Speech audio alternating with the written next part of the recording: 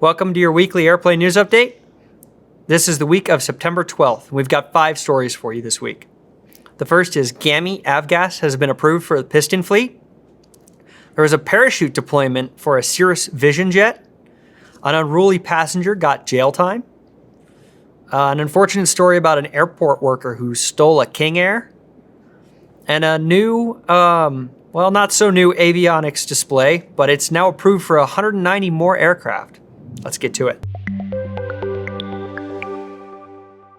And with your first story this week, it's GAMI AVGas. GAMI's Unleaded Avgas, which is the G100 UL, has been issued a supplemental type certificate for use in all general aviation piston aircraft.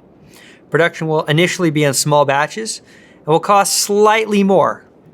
We're not really sure what slightly more is, but as production increases, costs should decrease. Now, GAMI has an agreement with AvFuel to manufacture and distribute the fuel. AvFuel says they will work with any qualified refinery for the manufacturing. We'll put the link down below if you'd like to read a little bit more.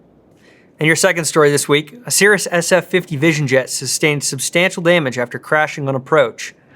The aircraft encountered severe turbulence prior to the crash. We're not really sure what happened and why the parachute deployed the cap system, but they did. All 3 occupants received minor injuries. We're really glad that everyone was okay. And your next story this week, an Unruly passenger last year has finally been sentenced. They pled guilty to interfering with a flight crew and received 4 months in prison and a fine of $9,200.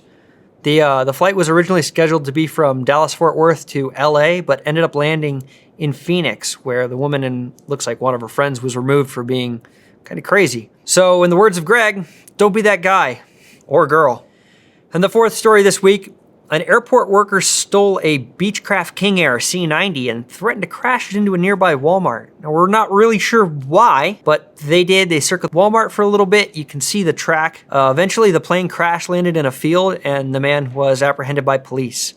Police say that they do believe the man had some flight training, but it doesn't look like he had a certificate. So this is another one of those, don't be that guy or girl. Please, please, please don't be that person that does that. And your last story this week, uAvionix AV30-C has been approved for more than 190 more aircraft. Now, this expansion includes certain Beechcraft, Piper, Tecnam, Cirrus, Howard, Taylorcraft, and more. The AV30 is a 3-inch panel display that acts primarily as an attitude indicator or directional gyro, but it does have other systems, including an angle of attack indicator, barometric corrected altitude, indicated airspeed, vertical airspeed, true airspeed, G-load, and GPS navigation data.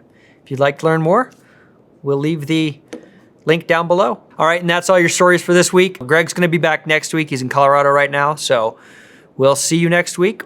Rather, Greg will.